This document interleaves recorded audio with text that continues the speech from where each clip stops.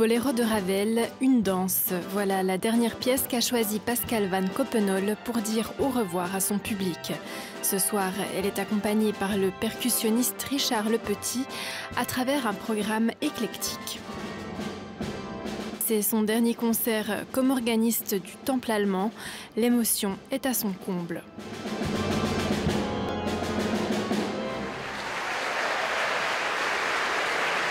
J'étais très émue du public absolument énorme.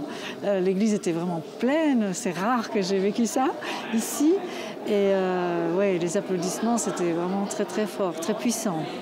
Pascale Van Coppenole est entrée en service en 2007, 16 années au cours desquelles elle a fait du bien à cette paroisse. Déjà, c'est le dernier concert. C'est triste pour nous. C'était une belle période qu'on a passée avec Pascale.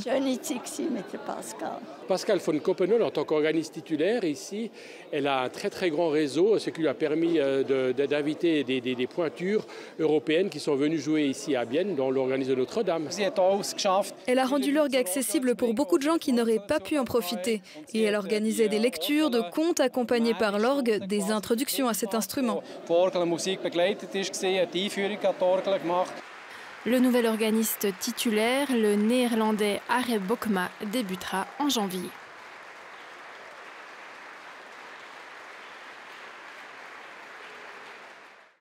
On l'a entendu, Pascale Van Coppenole a beaucoup fait pour transmettre sa passion aux enfants.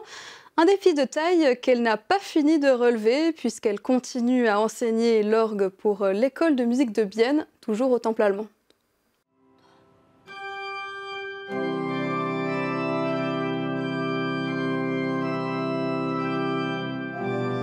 Timéo, 8 ans, déjà capable après 6 mois de cours de faire sonner le gigantesque orgue du Temple allemand. C'est à Courtelary qu'il a découvert l'orgue lors d'un concert. Il a su que c'était son instrument. Ça a tellement fasciné de voir tous ces tuyaux, les 2 claviers, même parfois plus. C'est un instrument qui peut sonner très fort. Ça te fait pas un peu peur des fois les sons de l'orgue? Ça me fait pas peur, mais ça me fait trembler. Parce que quand on est sur le banc, ça me met tout fort. Puis quand on met de notre rapproché, on va sentir un peu que ça bouge. Puis ça commence à trembler. Le banc? D'accord. Et puis quand tu sens comme ça ces tremblements, ça te fait quoi? Ça me fait des chatouilles. Je m'amuse. Les enfants s'amusent aussi à tirer les jeux de l'orgue, ces poignées noires. Chaque jeu correspond à un instrument ou à un son. Il y en a 49 ici. Justement, effectivement, pour le roi d'Agobert, on va quand même prendre un registre grave qui convient au caractère du roi, au caractère royal.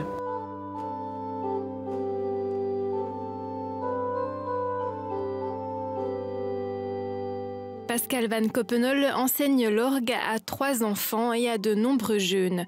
Une belle victoire. À l'époque, en Belgique, c'était normal d'enseigner aussi l'orgue à des enfants. Ce n'était pas le cas dans d'autres pays. Et d'ailleurs, quand je suis arrivée ici en Suisse, ce n'était pas encore tellement le cas. Dans le temps, on disait toujours aux enfants, il faut d'abord apprendre le piano avant d'apprendre l'orgue, ce qui pouvait se comprendre, mais ça limitait forcément l'accès à l'instrument à des adultes, des personnes déjà longuement formées au piano. Mais au fond, si on réfléchit à Jean-Sébastien Bach, il n'a pas dû commencer le piano pour apprendre l'orgue.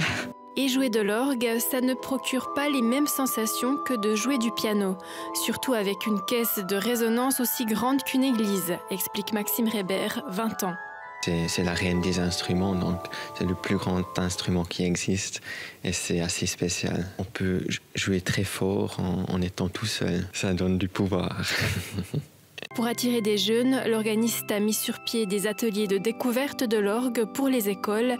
Elle a organisé des concerts de jazz ou de pop à l'orgue. ABBA, Michael Jackson, Queen. Les enfants peuvent espérer ici presque tout jouer.